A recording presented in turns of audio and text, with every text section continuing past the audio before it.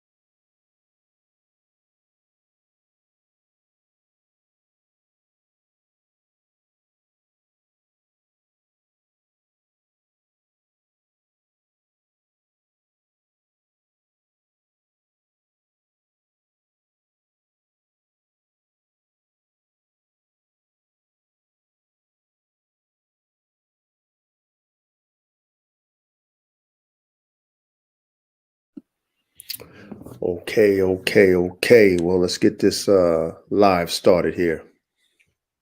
So the topic of today's first episode is going to be, what is a band dog?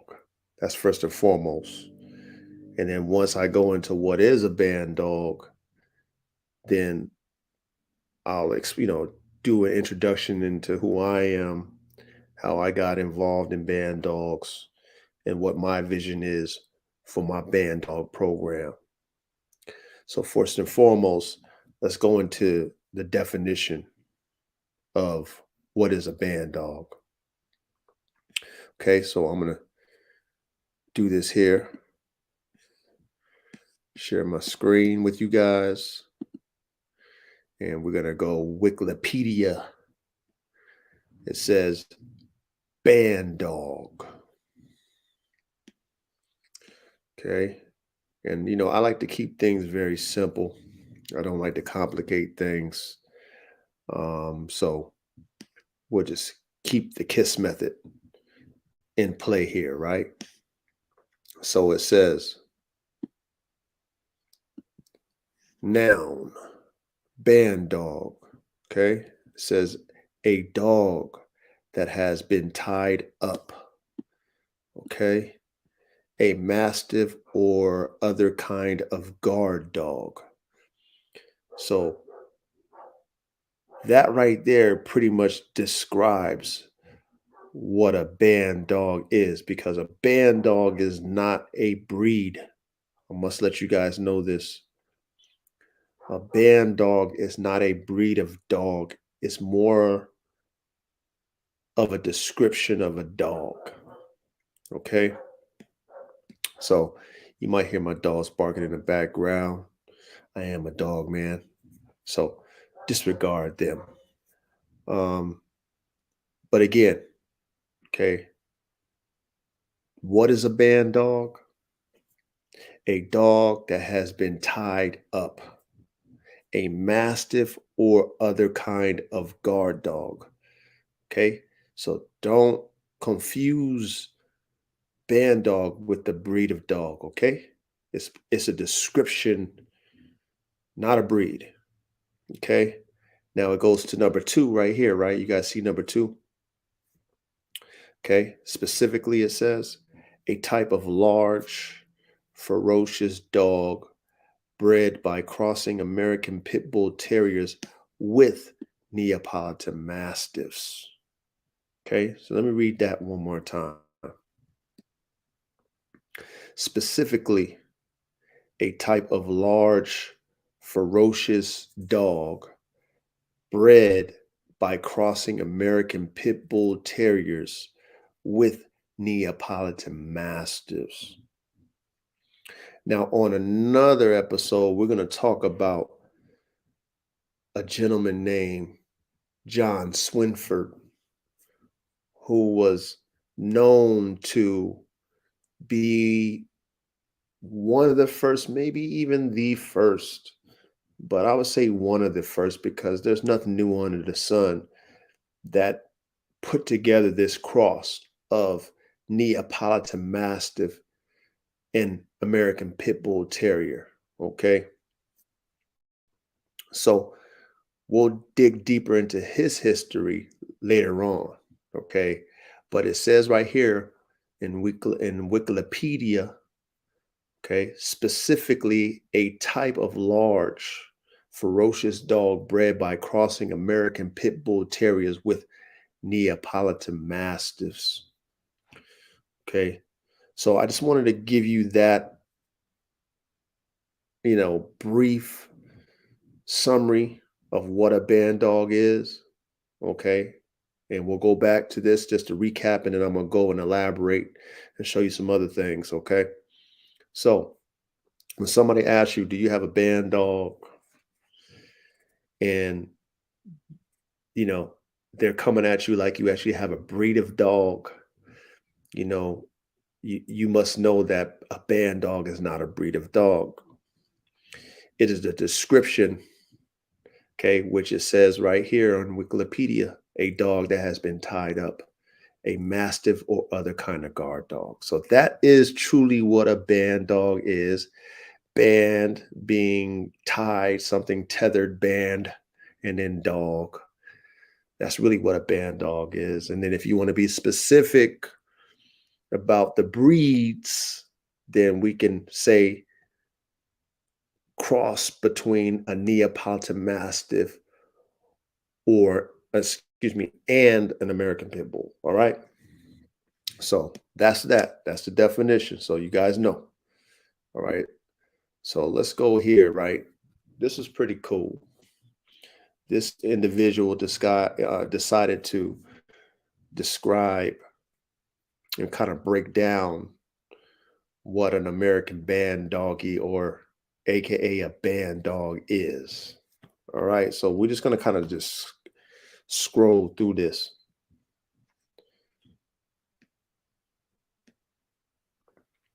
Okay.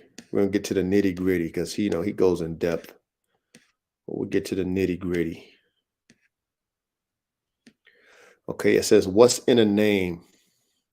Okay. First things first. What the heck is a band doggy slash band dog? It's a general term for non-purebred dogs of working molossal strands. The band dog term is believed to have originated in the Middle Ages in England. Okay. But wait, what the heck is a molosser dog? Okay. Molosser is a category of large dogs that have powerful, muscular, and all descended from the same common ancestor, the molossus shepherd dog from ancient Egypt. Now, I didn't even know that, to keep it real with y'all. I didn't know that, but it's good. Shout out to Google, right? Now, the following breeds belong to the molosser family: Cane Corso, Mastiff, Great Dane, Boxer, Rottweiler, American Bulldog, Pit Bull Terrier, Newfoundland, Presa Canario. Okay, now I didn't know all these belong to the molosser family. Okay, so this is good to know for all of us who are into band dogs, right? To know which dogs qualify for the molosser family. All right, so let's keep scrolling down. It says the word band doggy slash band dog is used to describe an umbrella of mixed breeds that come from the list above. All right. Therefore, the American band doggy is not always a blend of the same two dogs.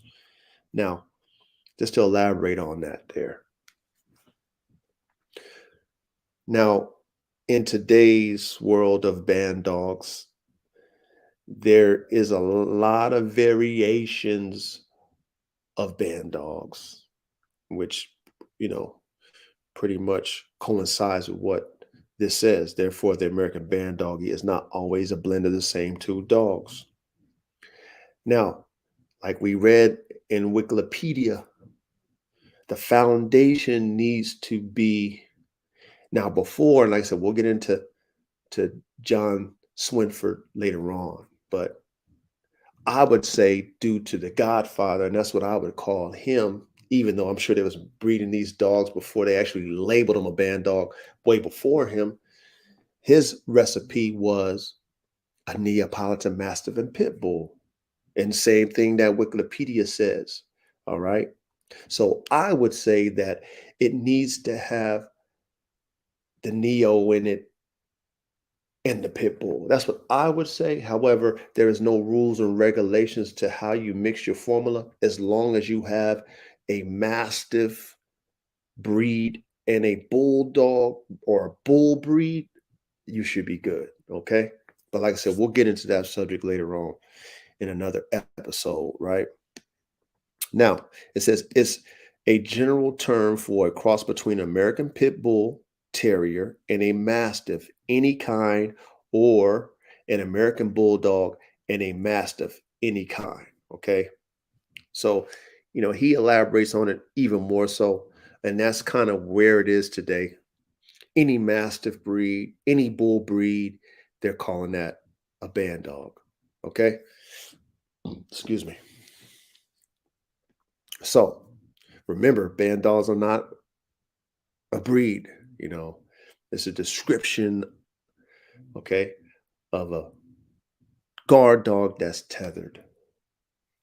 However, there is a formula to the original recipes, which is a Mastiff and a Bull breed, or a Neapolitan Mastiff specifically in a pit bull. Right? It's just so y'all know that. Okay, so it says eventually there became so many pit bull, mastiff, and bulldog crossbreeds that man decided to group them all into one category because of their similarities.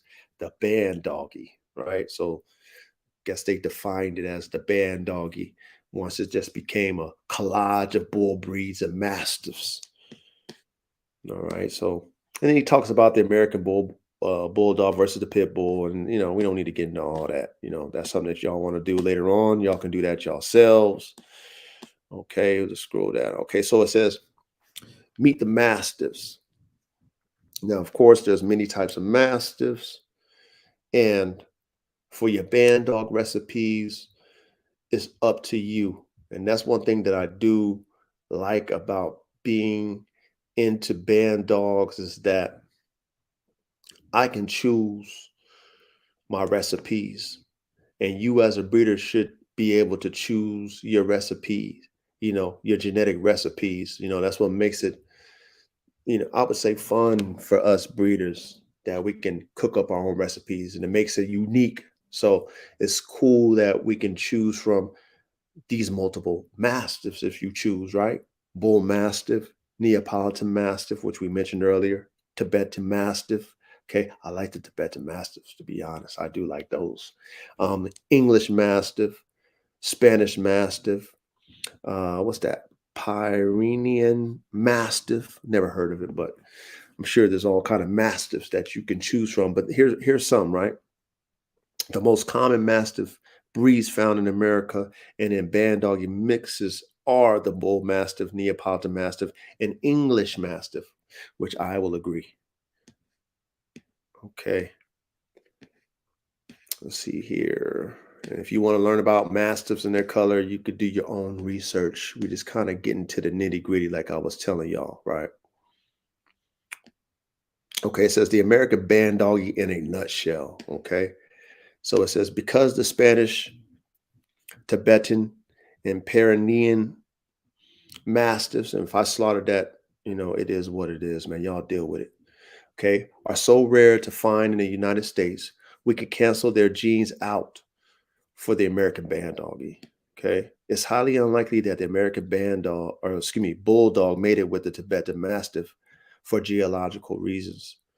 The American Bandoggy has a similar physical shape to the American Bulldog and American Pit Bull Terrier. It has large, protruding muscles, a short muzzle, and stiff fur. Okay, approximately 21 inches, 53 centimeters. It has a similar height to the American Bulldog and American Pit Bull. However, the weight of the Mastiff also comes into play. The American Bandoggy is much heavier than your typical American Bulldog or Pit Bull at 120 pounds. Okay. The most common coat colors for the mixed breed are brindle black, brown, fawn.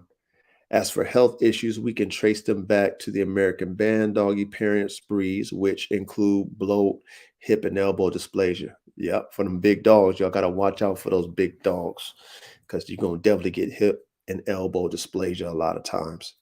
Okay, here's a tip. To avoid expensive medical bills, only purchase an American Bandoggy from a reputable breeder who has done health testing. Now, watch this. I'll elaborate on that. Even if you do health testing, it doesn't guarantee that your dog will be healthy. Just know that. Okay. Just know that. Um, the lifespan of American Bandoggy is about 10 years. Okay, we don't need to get into all that. Let's see what else he got to say.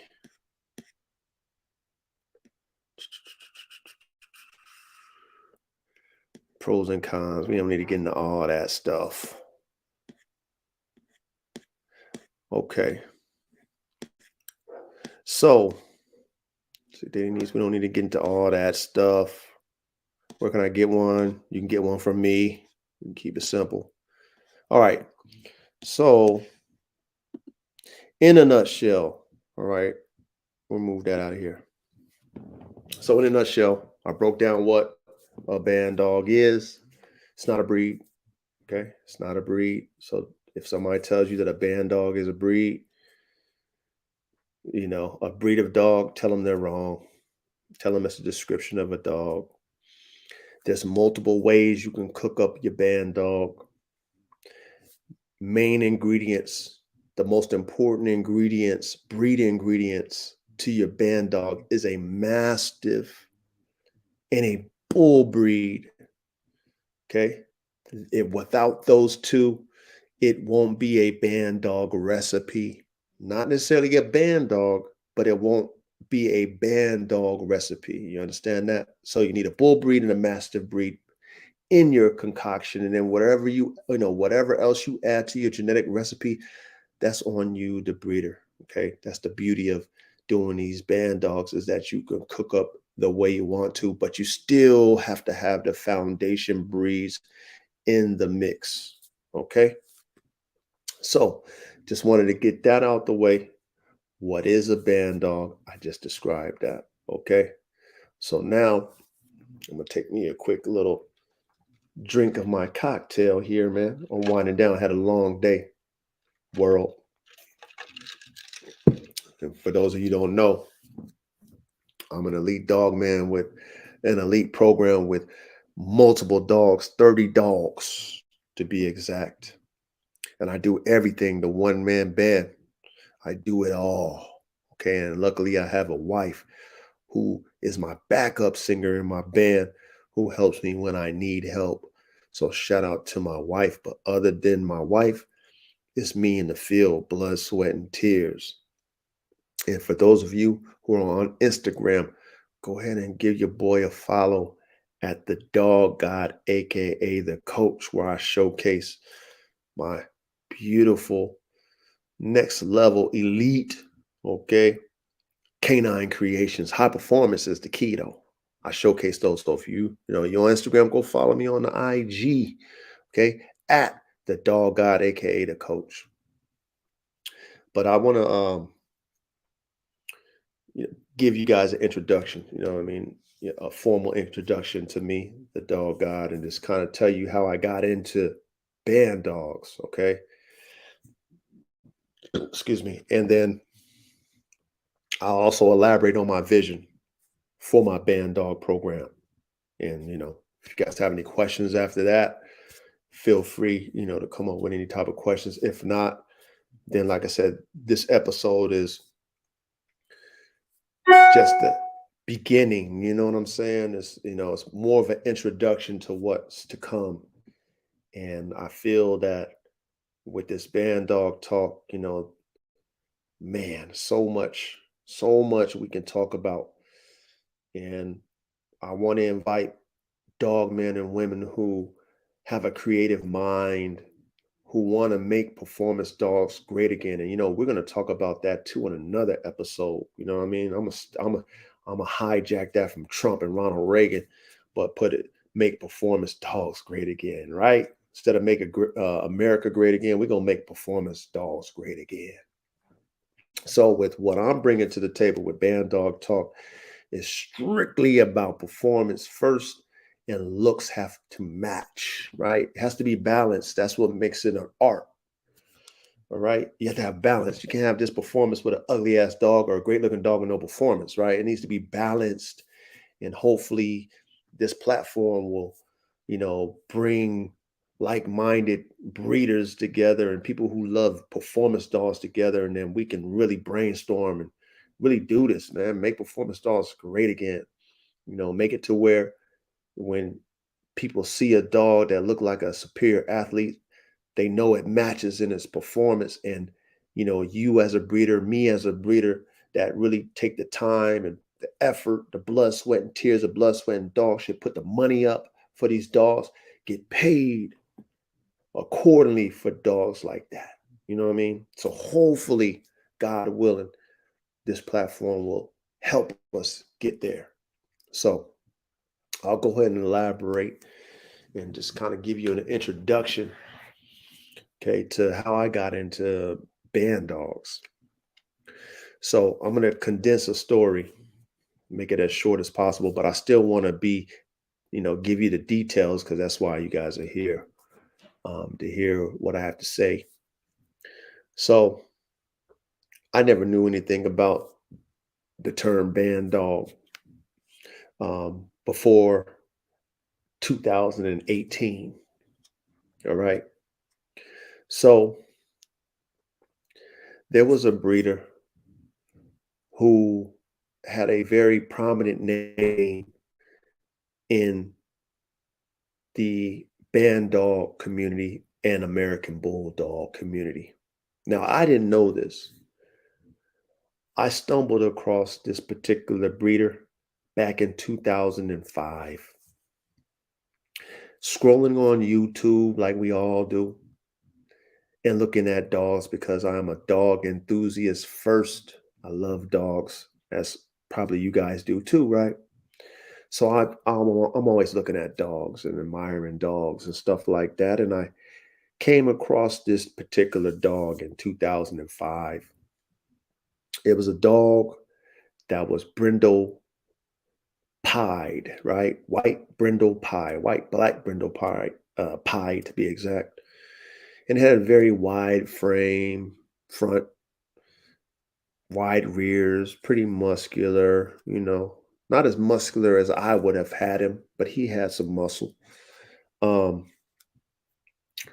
had a big round head, similar to, the American bullies today. But this was back in '05. And I said, man, I ain't seen no dog with that type of spread. Like, what is that? And I'm not familiar with American bulldogs. Okay. I'm kind of letting the cat out the bag. But anyway, I'm not even familiar with that breed of dog. I was into pit bulls at that time. Bullies was starting to become a name, but it still was more pit bull back for me. I'm a pit bull man first. So anyway, this dog was jumping up and down, pacing in this kennel, and it had this wide front and some muscles and a nice rear and big old head. I'm like, damn, what is that? And he just was running back and forth, pacing back and forth. And I was like, wow. I just was like amazed at what this dog looked like and what he was doing. Just lots of drive. And so anyway, I checked out the profile and it was it said Buff Dogs. And for those of you who know who Buff Dogs is, then I'm sure you guys can concur what I'm saying, right? You guys can attest to what I'm saying, confirm what I'm saying. And this dog was named Rocky. All right. So I was like, damn, like this dog is wow. Like, I mean, what they call the wow factor, right? The bully game loves to use that word wow factor. But for me, the wow factor is the drive with the look, and it's not just the stack off. That's superficial to me. That's like a car that just posted up with no motor in it. You know what I mean? Oh, it looks good, but what's under the hood? But me seeing this dog running back and forth, jumping up and down and doing this stuff, but he had this aggressive frame and muscle and all that. I was just impressed. I was very impressed. So to make a long story short, from that point on, okay, I became a fan of what Buff Dogs had to offer. I went to their website, like a lot of us who find out about them do, saw all kind of shit. Okay, saw all kind of dogs that I had no clue what they were. And I was like, wow, just amazed. But at that time, I wasn't in the market. I had I had two. Well, I actually had one dog in '05 that I got, and that was when me and one of my partners got involved. We wanted to start breeding dogs, breeding pit bulls. And at that time, blue pits was hot back in those days. The blue colored pit bulls was hot. And I remember I got me a chocolate. It was like a chocolate red nose. I got me a chocolate red nose pit, had like some old school razor's edge, You know what I mean? That Cairo blood. I remember he had that in him. And then we also got a blue bitch, watchdog bitch, you know what I'm saying? From Arkansas, hog dog. Fucking blue watchdog pit, man. Beautiful pit. But that's, me and my partner, we got in the game real heavy around that time. So we got a dog a piece. He got the female, I got the male, and we were going to breed together. So that was our program then. But that's when I saw that dog. So fast forward, right? I was in a position where I was like, I would call it breeder's lock. I was locked in my breeding program. I bred those dogs that I mentioned, me and my partner, and then of course his passion dwindled out of the game. He wasn't as gun ho and as invested. So we did our breeding, and I kept my piece of the puzzle from that breeding that we did between the two dogs that we purchased. And then I continued, and he feathered off. You know what I mean? And that's another topic about partnerships and things of that nature that we can talk about later on. But as I was, you know, doing what I was doing, I got into a breeder's lock where I've had pieces to my puzzle. I had offspring that I produced, and I wanted to produce something else, but I couldn't produce it with the genetics that I had. Okay, at that time. Okay, I was stuck with what I had. If I kept producing and bringing the way I had, I couldn't expand. So I had to bring something else in, right? So as we fast forward, it's 2018. And like I said, this story is long, but I'm summarizing it, but still giving you some meat and potatoes at the same time, right? So 2018 come around, and I'm like, all right, it's time. It's time for me to expand my DNA. Now, if you follow me on IG, you know I always scream that. Got DNA, we do. This is the time when I went on a DNA shopping spree, a canine, a dog DNA shopping spree, getting all the genetic pieces that I needed for my program for it to be successful. Okay. I went on an actual shopping spree of dogs looking for my pieces. I never wanted to have to go outside of my program ever. So I needed to get all the pieces that I needed genetically, okay, to be able to put the type of dogs that I wanted together. So that was started in 2018 for me. Okay. So back to buff dogs. Okay. So at that time, I was like, you know what? I'm gonna be, reaching out to this person, that person. So I did. I reached out to all the breeders that I felt that had the genetics that I need for the vision that I had ultimately for my program, because I was in the breeder's lock at that time. So I said, you know what? I'm going to reach out to Buff Dogs. What's up with Buff Dogs? And at that time, they had nothing on, their website was up, but they had no puppies available. And I didn't know anything about them specifically. I knew about them through '05, 2005, YouTube, one video. Okay, then the website that I would check out every now and then to be oohing and on about dogs they had. So I decided to reach out to them. Now they had no number on there, but they had an email address. And so I was like, you know what? I'm just gonna, roll dice in the dark, man, and see what happens, see what I hit. You know what I mean? When the lights turn on, type shit. So I emailed Buff Dogs, and in that email, I specifically said, I don't know if you guys have any dogs available. I don't know if you will. However, I'm on a buy. I mean, I specifically said what I was doing. I'm on a I'm on a canine DNA buying spree. I'm buying genetics. I'm a very serious buyer. I'm not here to waste your time. You got adult dogs, you got puppies, whatever. Anything that you guys have available, hit me up. I'm willing to spend money with you guys. Just like that. And, I didn't think nothing of it. I just, shit, like I said, I just know what type of person that I am. I'm a person that when I speak it's is first done before I speak it. So it's going to match what I'm telling you. So if I'm writing that thing down in your emails, that's going to happen. It's not nobody, pump faking, because in the world of the social media and people today, they love to pump fake. They love to type fake, IG fake. You know what I mean? Say things but not really do what they say. That's not me. That's not the coach. That's not the dog God. Nope. So I was specific and I made that point in the email. Like, I'm on a canine buying spree. 2 weeks later, okay. 2 weeks later, I get an email back from Buff Dogs, and it was Jackie, okay, the wife. Okay. Now I didn't know the dynamics of how they operate, but I'm dealing with Jackie. She responds back, says, "Hey, thank you for your email. By the way, we're no longer in business. However, we had a litter in-house that we did just for ourselves, and we had, five males, one female, and we don't need all these males.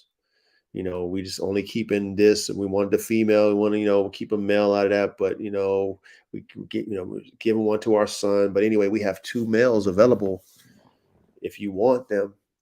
And of course, because I'm not a pump faker, I responded quickly, like, "Yeah, I do. I want them both."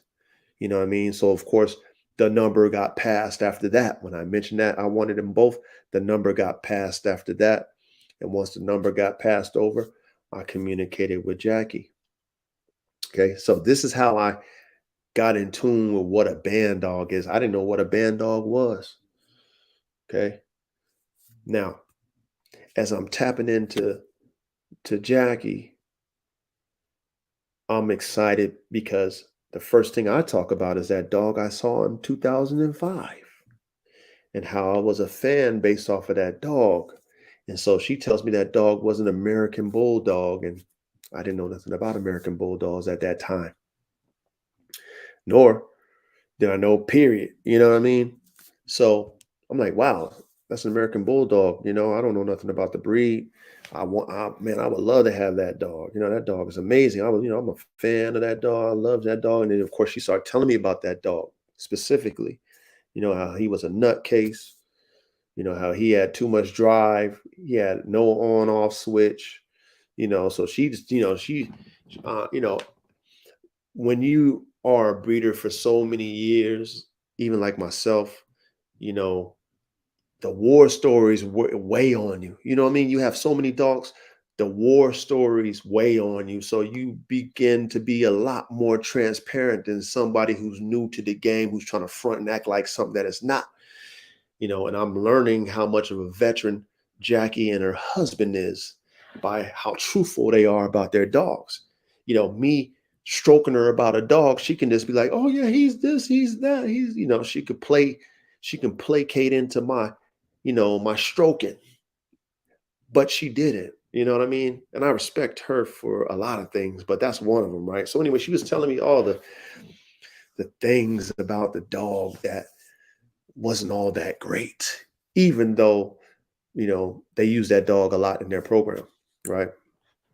So from that point, from that conversation about that dog, Rocky, we built a rapport, right? So it went from her letting me know they have two dogs, me hitting her back, I want them both. She calling me, commenting about her dog, Rocky, her telling me it was a American Bulldog, her telling me the flaws. And then, boom. And we just, like I said, we just had a common ground. It was, it's a vibe. Y'all know about vibes. You either feel a vibe or you don't. It was a vibe where she's like, "Oh, this young brother's, you know what I mean? This, he a real dog, man." You know, like he's asking me real questions. Not no rookie, you know, fan questions, but a dog man wanting to know what he's buying questions, because he came to spend money with me questions. You know what I mean? So she understood where I was at that point. So then she was very open and transparent with me, right? So we go and, I tell her, okay, so the dogs that I'm getting, are those American bulldogs? And she's like, no, those are band doggies. We call them Rocky Mountain band doggies. I'm like, what is a band doggy? I don't know nothing about that. And then she goes into the explanation. So this is where I get introduced to what a band dog is, or what, that particular dog I was buying, those two band doggies. They call them Rocky Mountain bull doggies, but they were band doggies, right? So she tells me about their story, and then how they got into band dogs, and and how, when they were doing what they're doing in the, I think it was like late 90s, early 2000s, they were prevalent. Okay. They were pioneers in a sense to what their genetic recipe, right? Their genetic recipe, they were pioneers into that. So I'm like, okay, I'm just a sponge now, right? Because I'm learning so much, right? So I'm a sponge Bob. I'm just sponging up everything. So she's telling me, yeah, so my husband and his brother, and her husband's name is Joe. Um, and his brother, got into dogs, and like, Joe's brother, is into horses, like a real horse dude, breeds horses, makes a lot of money off of horse breeding. So they got into business together on breeding dogs. And it first started with bulldogs, and then, expanded into band dogs, which is those, like I said, mastiff bull breed crosses. Now, she also mentioned that they're from Colorado, and Colorado has a ban on pit bulls. So instead of mixing their recipe with a Neapolitan Mastiff and a pit bull, they had to go Neapolitan Mastiff and a German Boxer. So, okay, I'm getting the game. I'm over here just listening. Like I said, I'm sponge bobbing everything up. I got the ear to hear. So I'm just getting game from this woman who has a lot of wisdom because of their experience, right? So I'm like, okay, so you guys couldn't get the pit bull because it's illegal, so y'all use the boxer. Okay, so why'd y'all use the German boxer? And then of course she said, because we couldn't use the pit bull. So I'm like, oh, okay. So I just kept it simple. I didn't go, well, what is it about? I was like, like I said, I just wanted to listen. I didn't want to overpower what she had to say, man. So she also mentioned that they wanted to use the I think it's called Doge Bordeaux. And of course they didn't get to that. But she started breaking down the recipe for the Bandogs, and kind of explaining to me what I was getting with the two puppies I was purchasing, right? Which is what they called, and that's their end result of their Bandog recipe. Okay, which I found out, okay, as I got the, she had everything handwritten pedigree, and she said they registered their dogs, but she was clowning all the registries and shit. She said the registries is full of shit. But she was telling me that the dogs that I was getting was a product of their foundation band dog, which is a Neapolitan Mastiff mixed with a German Boxer, okay, mixed with American Bulldog, okay. And then they also, of course, from that 3-point mix, then they went ahead and added the, the band dog that they produced, ran that back into American Bulldog. Then they ran it into a Old English Bulldog. Then they ran those band dogs. So, that's kind of how she explained how they got to the Rocky Mountain Bulldoggy. You know what I'm saying? Like, that was their recipe for that particular dog. Those two dogs, those two puppies I was buying. So me being curious George as I was, and I was just listening to everything, I'm like, wow, that's dope that you can just mix these dogs and all this stuff, right? She's like, yeah, yeah, yeah. We eventually got burned out. We've been doing it for so many years, and like we couldn't, every litter we had, we got to a point where we had a waiting list, and we were selling them out. But then what was so cool, man, what was so great about Jackie And most breeders won't do this, but this is what a veteran will do. The war stories will make you be transparent. She started telling me about the complaints that she would get from the people that she would sell the dogs to, because we built a rapport and she knew I was serious. She knew that regardless of what she was going to tell me, I'm still going to buy those dogs because I told her what I was doing. So she started being transparent. She told me all the flaws and the problems they had with those band dogs.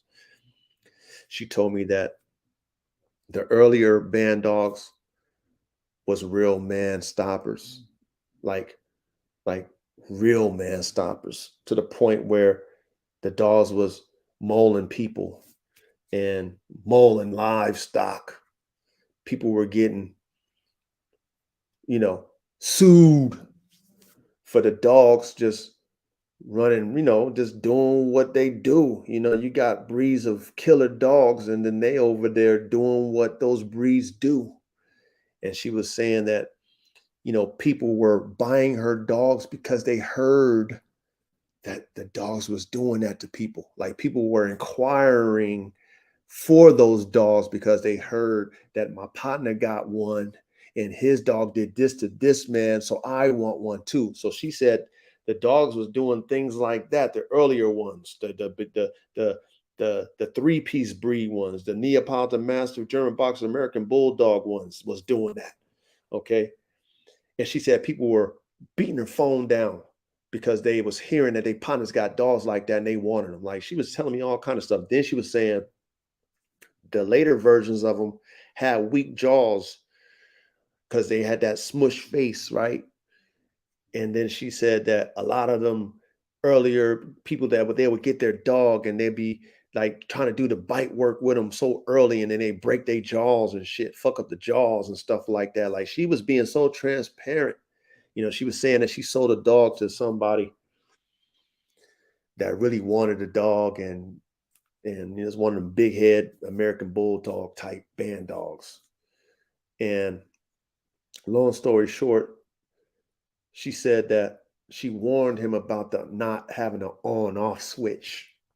Okay, which means the drive is always on. She warned him like, hey, and this is an adult dog. They wanted an adult dog from them, and they paid top dollar for this damn dog, she said. But she said, hey, this dog does not have an on off switch. So you got to keep this dog contained in the area where, if he's not being stimulated, and then he's in a cool area so that he don't overheat. So anyway, she said she sold the dog to the person. And then she said 2 months later, the dude called her back and said the dog died of heat stroke. So of course she was like, "What? I mean, shit! I warned you, nigga. You know what I mean? Excuse my language, but that's what she was like. I warned you. I told you." So to make a long story short, because like I said, I was talking to her from that initial conversation. We talked for like, because the puppies, we had to do scheduled shipping. I think they were like at that point maybe 6 weeks old. So we had like a few weeks of us talking, and she told me everything. And I respect her so much because she told me the things that would make me say, or make a breeder say, nah, okay, man, matter of fact, I don't want to do that no more. You know what I mean? Like, I'd rather not do that. Like, she told me things like that. But at the same time, you know, me as a dog man, that's what I respect because I came with my money. You know, I didn't come over there to haggle. I came over there for the genetics because that's what I was on. I was on a canine genetic buying spree at that time. And she was one of the breeders I stopped at. So her giving me everything, and like it was damn like she was trying to deter me from making the purchase, even though she wasn't, but how she was telling me everything that I didn't want to hear, even though I did want to hear it, because that's the type of dog man I am. I want to know everything, good, bad, and indifferent. I respected her because no other breeder ever gave me no game like that. None. And maybe because they were retired, but at the same time, you know, whatever. She was just very transparent and very real. So after I heard all this, I'm still like, I said, you know what, Jackie, I don't care. Thank you for being real. I just thanked her. Thank you for being real with me. I appreciate you. And she's a woman of God. I'm a man of God. So, we had that in common as well. And, she respected, our conversation, our dialogue. And I was like, you know what, Jackie? I said, I'm on a DNA buying spree. I'm building my program. Okay. One dog at a time. I got these type of dogs I want to breed. I want to make this type of dog. I want to make performance dogs. I want them to be this. I want all these pieces. I said, I want to buy your program. That's pretty much what I told that woman. Now she said, well, we no longer in business. So, you just happened to reach out to us at the time where, we did an in-house breeding. We're not even open to the public. Ain't nothing, but we got so many males. I was like, look, how can I get the recipe? Yeah, I want to know the recipe, right? So then she mentioned straws. Now, this is when I first heard about straws. And if you're a breeder, you probably know about straws already. But at this point, 2018 is when I first heard about straws. And she said, we have straws on some of our dogs. I'm like, oh, really? What straws? She tells me, we collect the semen on our dogs. Like, really? She's like, yeah. I'm like, okay. So do you got Rocky? So remember, that was the first dog that intrigued me about buff dogs, right? That American Bulldog, right? She said, yeah, we got straws on Rocky. I said, oh, I want that. I said, what other dogs you got? You know what I mean? So I start, looking at the website. You got this dog? You got that dog? No, we ain't got that dog. Oh, but we got that dog. So anyway, she started telling me the dogs they had. So I'm like, look, I said, look, Jackie, look, okay. I'll come to spend with you, Jackie. Okay. I'm serious. I'm not window shopping. I'm not here to waste your time. We've been talking for a few weeks now. I'm here to spend with you, Jackie. I said, if I want to start a band dog program, can I get the foundation recipe? Can I get that Neapolitan Mastiff, German Boxer, American Bulldog foundation recipe? And then in the background, okay, the husband, right, Joe, he's the one to do all the breeding. Jackie is pretty much handles all the business, right? She talks to everybody. Joe just does the breeding. I hear him in the background, like, "No, I can't give up the foundation." This is the first time I heard his voice in the background, like, "No, I can't give up that foundation." I'm like, I said, "Is that Joe?" She's like, "Yeah, that's Joe." I said, "What's up, Joe?" He said, "No, I can't give up my foundation, man." I'm like, "All right." So I remember the following day, I reached back out to Jackie. I'm like, "Look, you told me you got that dog's straws, right? Okay. Tell Joe this. Tell Joe I'll buy that, this, and this straws, 3 a piece, each, you know what I mean? Because each straw costs a certain amount of money, y'all. I'll buy 3 each of all these studs that I'm picking out because I'm serious. I'm telling you, I'm serious. And I'm buying those $2 from y'all. However, I need the foundation recipe for the Bandogs, right? Because I knew Joe said it. He said it straight up, like he ain't doing it. So Jackie was like, all right, because it was a substantial amount of money. You know, she was like, all right, let me talk to Joe. Let me talk to Joe. Let me talk to Joe, because we not doing dogs anymore, and he keeps his remnant, but that's his pride and joy. That's his foundation. That's his recipe. He ain't never gave nobody that. Many people asked for that recipe, asked for those straws for that recipe, and he ain't gave not one person. And people offered him big money for it. This is what she was telling me. But you know what? I'm gonna talk to him. I was like, please talk to him, Jack. Go ahead and convince him. But see, I knew coming in, that's why I had a day to think about it. If I hit him with the package deal, not just say I want this, and then even me in his position, somebody offer me something that's my baby and stuff.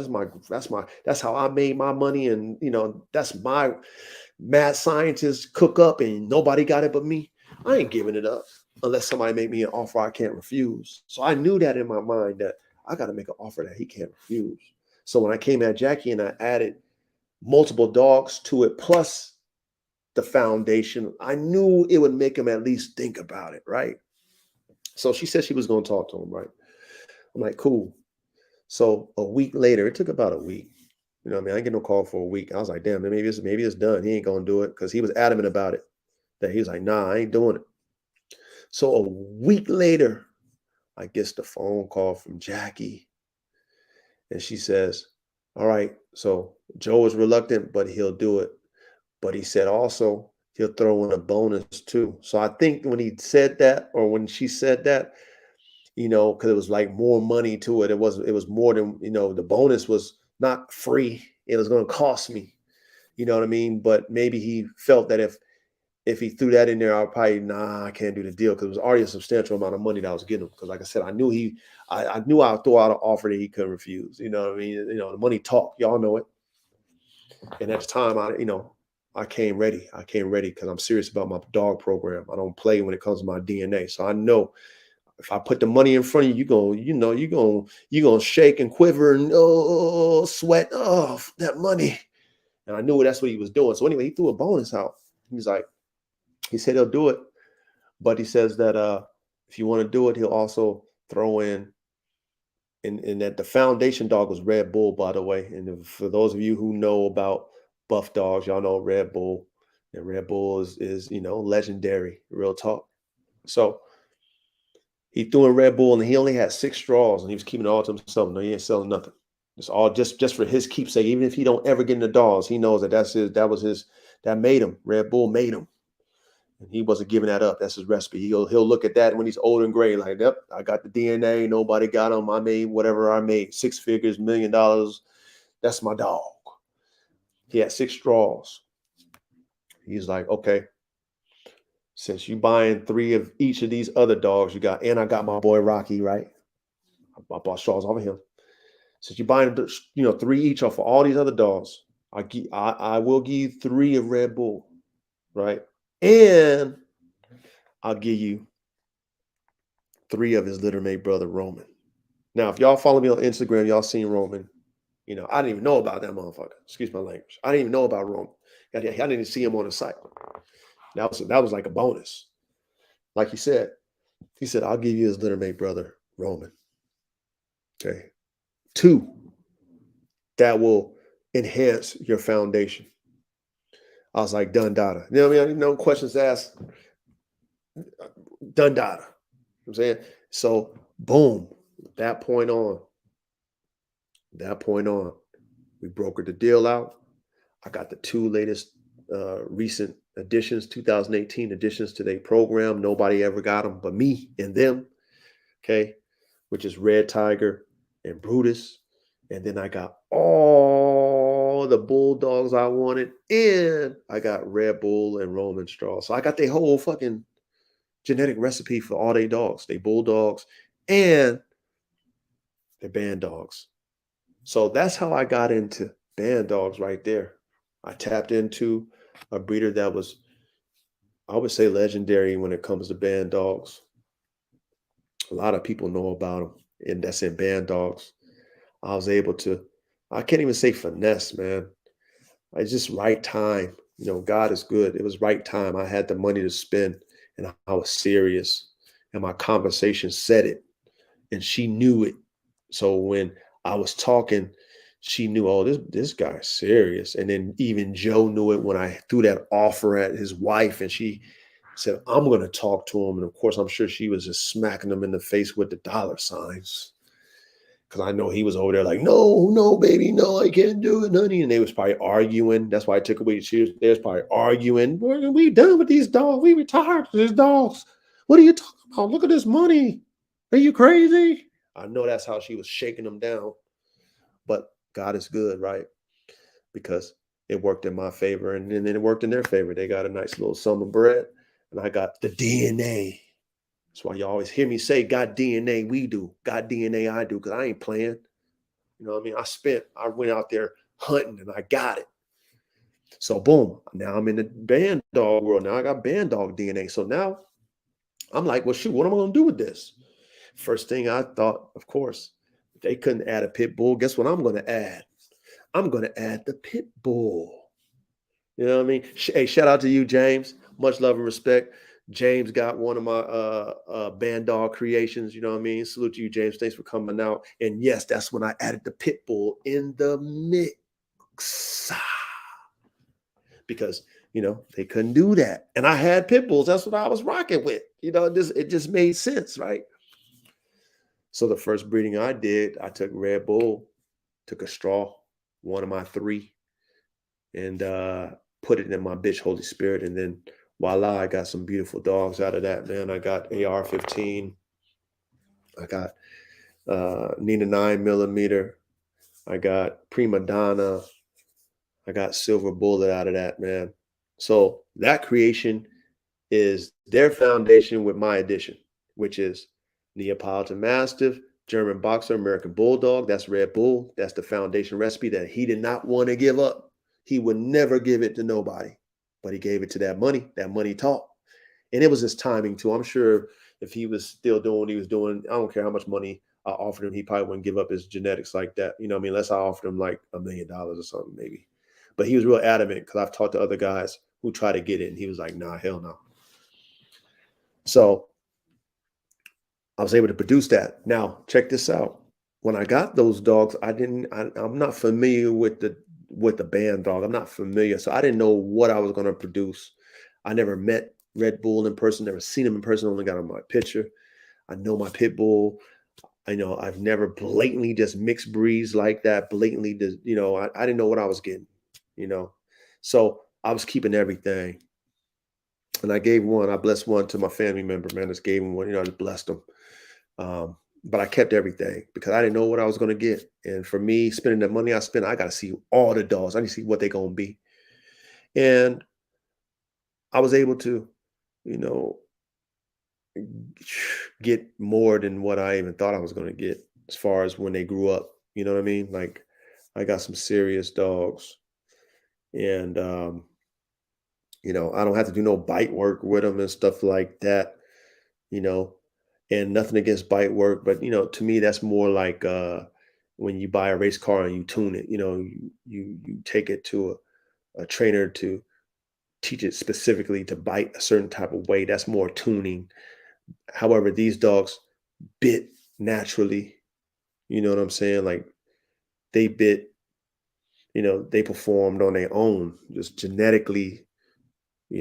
Shit. Even Silver Bullet. That girl I gotta watch, and she knows that I'm you know, her owner and her alpha, and she loves me, but she's so intense that she gets kind of overly excited, and she's very nippy. So, she's bit me in my rib once, and it wasn't nothing ferocious. It was just like a quick nip, but it was enough to where it got me, it broke some skin on my ass. I gave her a couple of one, two, threes, a couple of little punches.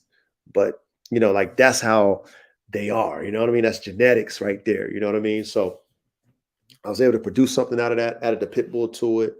And then that's my journey into the band dog world. That's how I found out about band dogs. You know what I mean? That's how I got my band dog recipe. I paid for it. I salute them all day long for their hard work because I skipped a lot of steps thanks to them. I skipped a lot of steps thanks to Joe and Jackie, Peacemaker from Buff Dogs, you know. So I'm very grateful for what they've done. And then the dogs that I produced off of their foundation recipe, man, I mean, amazing dogs, performance dogs. And that's my specialty is performance dogs. You know, AR-15, that's a special character. He's an asshole, and he's a product of my Neapolitan Mastiff, German Boxer, American Bulldog, game people. He was the only male out of that litter. He's very confident, but his athleticism is on another level. That mix that they did with the pit, when I added the pit bull, I'm sure those dogs was already high octane. But when I added the pit bull, I think it just made it just gave it if it had a turbo, it just gave it a bigger turbo with a bigger intercooler. That's what I think. Because AR-15 is fast, agile, um, fearless, cocky. I mean, shit. I mean, the boy's the real deal. He's the real deal. If I put him in some specific training, I'm sure he'll excel at it. Very intelligent dog, but he just has a natural ability to know what to do. And that's what I like. I like a dog with good awareness. And those band dogs that I produce have great awareness. Prima Donna, right? For example, AR, he's confident enough to let a stranger, like when I have people come over and stuff and they want to see the dogs, he'll let you pet them and stuff like that. He ain't gonna be standoffish. He ain't gonna growl at you, bark at you. He ain't that type of dog. He's very confident. So he's confident in himself to where if he's sensing you as not a threat, he's gonna let you pet him. He's gonna, he want to play. But Prima Donna, though, his sister, she ain't fucking with nobody new, man. You gonna put your hand, I always tell my peoples, put your hand up to the cage, you know how they teach you, right? Put your hand up to the cage, but your hand downward so they can smell the backside of your hand. Put up to the cage, right? And see if she'll come, man. She ain't fucking, mate. She ain't messing with nobody new. Nobody. She'll have her tail down and she'll look at you like, man, you come any closer, I'm gonna give you the blues. And that's just how she is. So that's her energy versus the cocky one, AR-15, confident.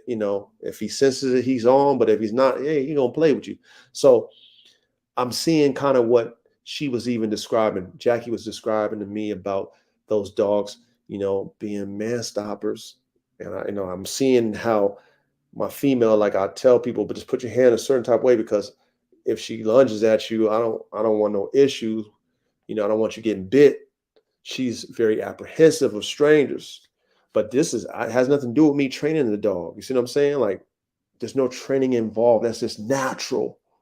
And that's what I like. You know what I mean? That's what I like in the band dogs. So that's, to make a long story short. That's my journey in the band dogs. Now, I'm going to describe to you guys what my vision is now that I know what I have genetically, now that I know about the band dogs, what they are, what they're used for, what breeds that you can use and stuff like that, what look I want.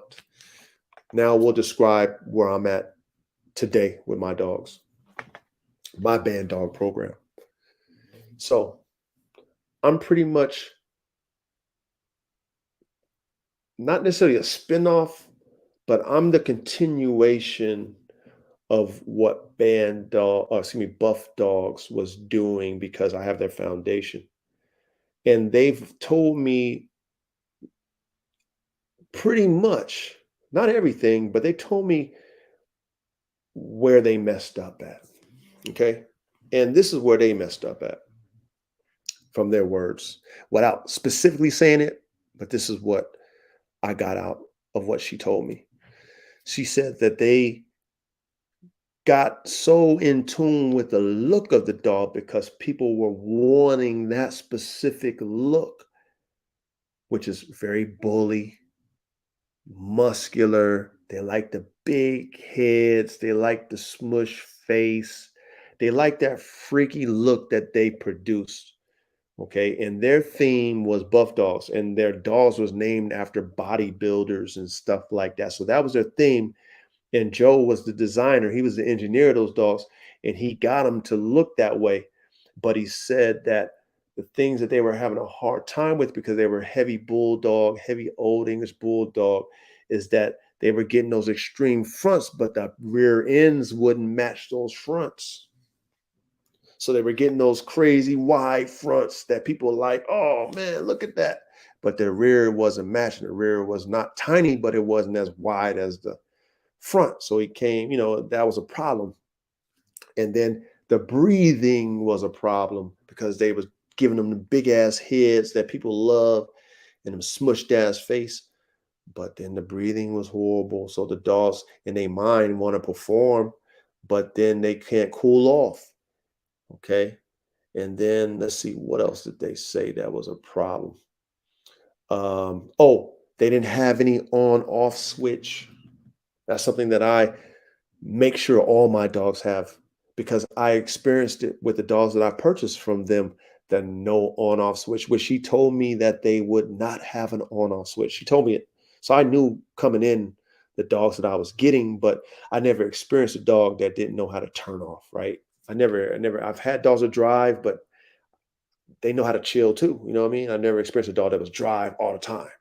And the dogs that they produce, maybe because of all the different breeds that they mixed in, didn't have an on-off switch. You know what I mean? So she told me all the flaws. So I'm like, okay, cool. I get the dogs, I experience the flaws, right? Now, Red Tiger and Brutus, they were proportioned pretty much. You know what I mean? They weren't extremely off portion when it comes to their fronts and rears. I would say they were pretty proportioned. Red Tiger, he had a very extreme front, and his elbows kind of splayed a little bit because they were very, you know, not too bold, but they were bold. And that's one thing I did notice about him that I know that would be a problem when you're dealing with a dog of his drive that likes to, that's likes to cut on a dime and likes to run fast and charge. Like that could be a problem in the future, having those splayed fronts and stuff like that. But it looked real cool though. But I knew that that would be a problem in the future when it comes to performance, right? So I'm peeping that. And of course, the breathing and then the on off switch. All that was playing in my face with those dogs that I bought from them, right? And eventually they came to their demise because of the flaws, which was overheating. Both of them died of heat stroke. First, uh, Brutus died of heat stroke. That's my first time experiencing heat stroke. And then Red Tiger died a year later. You know what I mean? So I luckily was able to get straws off of Red Tiger before he passed, but he died the same way as his brother. No on off switch, and he just I came outside one day and that boy was done, man. You know what I mean? I was like, what I'm looking at because normally he up when I'm up, he up. I didn't see him. I already knew it. Like, oh, this boy done killed himself. I'll go out there, that boy stiff, killed himself. Probably saw a deer or whatever. I live out here in the woods. I got all kind of animals and critters and stuff. He sees some, he pacing back and forth in his kennel, pacing back and forth, pacing, probably pace himself back and forth and couldn't cool off. And this is at night. That's how crazy that is. He should be able to cool off at night. But anyway, so I learned from experience and what they told me how to produce the next level to a band dog that they've already, had some favor with, right? And now with my vision of my band dog, right? I already added the pit bull, so I increased performance already by doing that. Now, I'm sure the original recipe that they had, which is the Neo, the German, and the American Bulldog, the Neo, Politan Mastiff, the German Boxer, and American Bulldog, I'm sure that that was the performing ones, right? They didn't really have the issues. You know, I don't know if they had hip dysplasia. I don't know, but I'm sure that those were the performing ones because those were the ones that a lot of people were wanting because they were doing the man stopper type shit. Okay.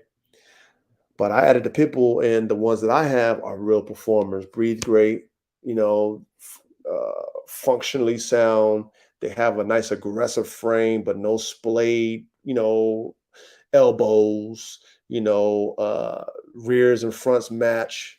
Very, very, very athletic, great stamina. So what my foundation, I took it to the next level. You know what I mean? Like I did. I took it to the next level by adding the pit bull to their foundation.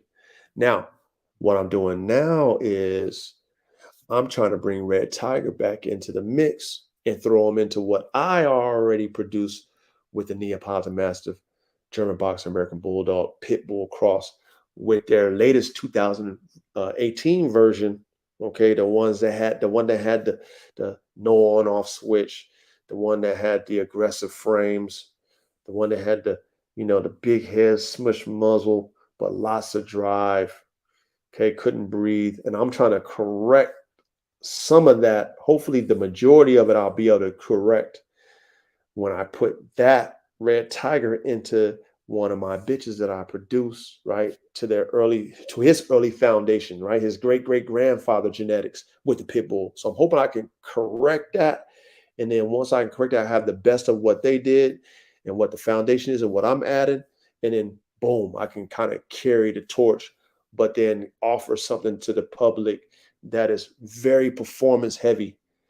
Because if you guys had a chance to own a Red Tiger, one of them latest buffed, y'all would have fell in love too because the dogs has crazy drive. When I tell you drive, that just how you like, wow. It was one of those type of drives, like ball drive, bite drive, toy drive, anything drive, prey drive. I mean, anything turn that dog on, and it's going to the end.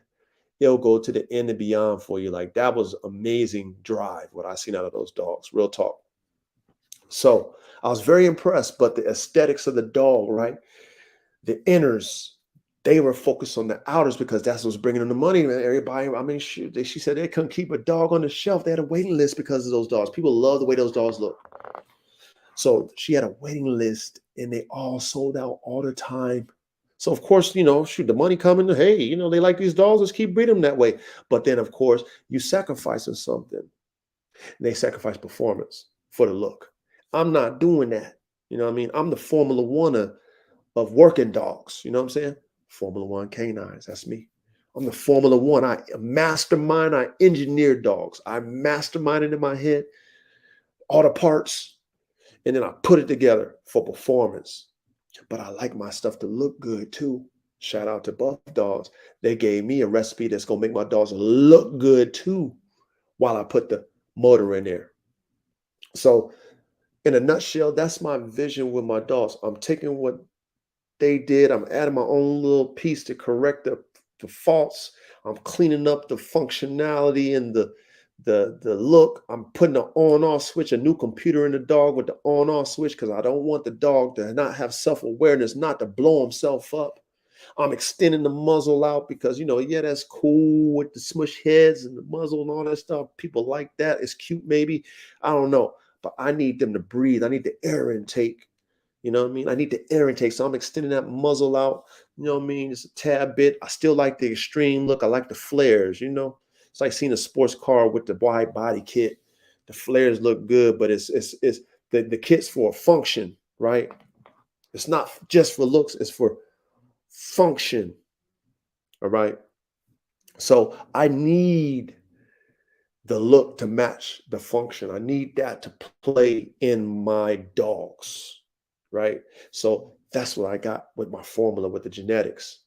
And James knows I got him. I introduced him to one of my dogs. He purchased one of my new creations. I have a dog named AK-47 Chopper that is what I call a double XL pit bull phenotype genotype. And what that means is that if you see a standard pit bull, a standard American pit bull, performance pit bull like that, we got to make sure it's performance. Now, not a show one, performance. You see a standard one, you know what that looks like. You're like, okay, that's a standard pit bull. Imagine seeing one that's 26 inches tall, 112 pounds, but still looks like that. If you shrunk them down, they look the same. That's my boy, AK-47 Chopper, right? So I had a follower of mine who mentioned to me in my DMs was like, Coach, have you ever thought about making a Bandog out of AK-47 Chopper? And of course, I didn't think about that. You know what I mean? Really, I didn't think about it. Even though I got Bandogs, I didn't even think about that. Like, no, I didn't think about that, but that'll be a good idea. So I put the formula up in my head, like, who am I going to take them to? And like, man, I'll take them to all my bitches, man. Fuck it. Let's see how that's going to turn out. So anyway, I was like, I'm going to make a man stopper version of AK because AK is very intense dog. He has drive. However, his prey drive is not like my other pit bulls prey drive. Like his prey drive is when he wanted. Most of the time, he ain't worried about no other dog. Real talk. He can worry about him, but he's not. Okay. So I was like, man, if I take him and I put him into one of these Bandogs and they got prey drive AR-15, and I used to have AR-15 next to AK. They're the same age. And AR-15 was always trying to antagonize and trying to get at AK. You know what I mean? So where the drive is for prey. It's an AR-15, right? So I had to separate them because they grew up together, and then it got to the point where I knew it was going to be a problem. So I separated them. They can't even be roommates next to each other. So I was like, if I take AK and put him into one of these, one of these Bandog bitches, I know for sure I'll create a man stopper, and that's what I did. You know what I mean? I created that. James got one. I got a few. A couple other individuals got a couple of them. So That right there, I'm excited about because I did make an I call him an AK-74 Bandog, which is my double XL pit bull AK-47 chopper times one of my original recipe Bandog recipes, which is Nina 9 millimeter, which is a Neapolitan Mastiff German Boxer American Bulldog game pit bull. Okay, and then boom, I got that. Okay, I call that an AK-74 Bandog. I produced that. In the future now, okay, I have an AR-15 band dog, so I've bred him to an American Bulldog. So I kind of went in the direction of Buff Dogs with how they did with his father, Red Bull. They took Red Bull and bred him to an American Bulldog and created this dog named Roman. I think his name is Ronin, which is a very like famous dog for them. Name is Ronin, and that was Red Bull to an American Bulldog. So I followed that same formula with um, AR-15, like his dad. I took him to an American Bulldog, which is Tigress, and created what I call an AR-15 high performance band dog. So that one is Neapolitan Mastiff German Boxer American Bulldog game pit bull back to a American Bulldog. Okay, so I went ahead and did that. So I got the AR-15 high performance band dog. I got the AK-74 band dog. We're using double XL Pitbull AK-47 chopper. And then I'm going to hopefully, God willing, be able to bring Red Tiger back into Silver Bullet. Hopefully that will happen soon. Okay. And that would hopefully clean up what Buff Dogs, their latest one, their 2018 version, all the flaws. I'm hoping I can clean that up with that breeding. God willing, I'll be able to bring that back. And then I'm bringing Roman back into his niece, Prima Donna. So that's my formula. That's my current play with my band dogs. Um, it's pretty much a expansion of what Buff Dogs have done. And I'm hoping that eventually I can perfect that recipe and have the look to match the performance. And, I can take it on to to the whole nother level. I definitely want to produce the ultimate personal and property protection dog. I don't not only want it to perform good, but I want it to look good too. I don't only want it to look good, but I want it to perform good too. Okay. So, in a nutshell, that's pretty much it. Um, we discussed what is a band dog. For those of you guys just came in, we discussed what is a band dog.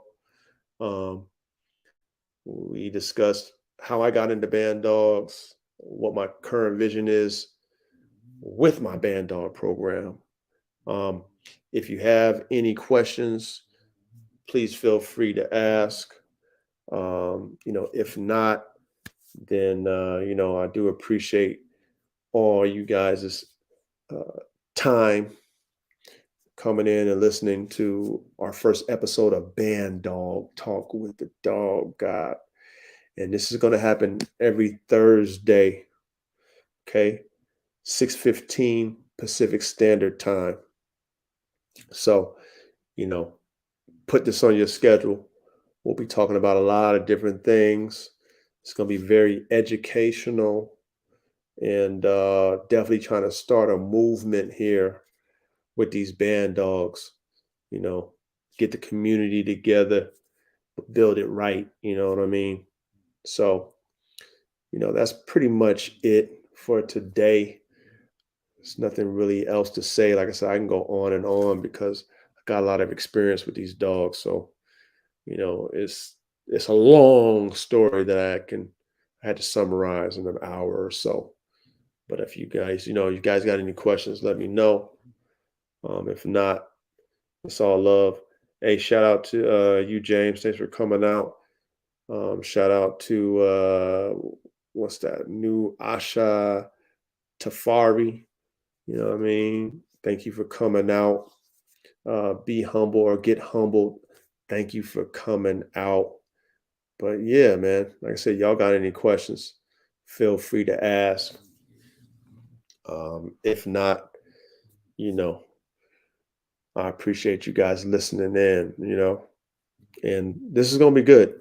Like real talk, this is going to be good because we really get into the mind of a dog man who really breed performance dogs that wants them to look good as well as they perform and really stands behind what he's creating.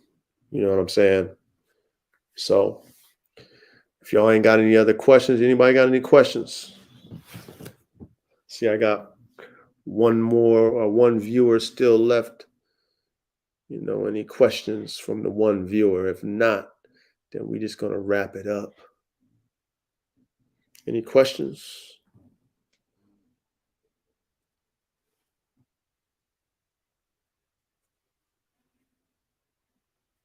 No questions. All right, world. So appreciate your time. Appreciate you guys listening in, and come back next Thursday, 6:15 p.m. Pacific time for another episode of Bandog Talk with the Dog God. All right, world. Until next time, I'm out.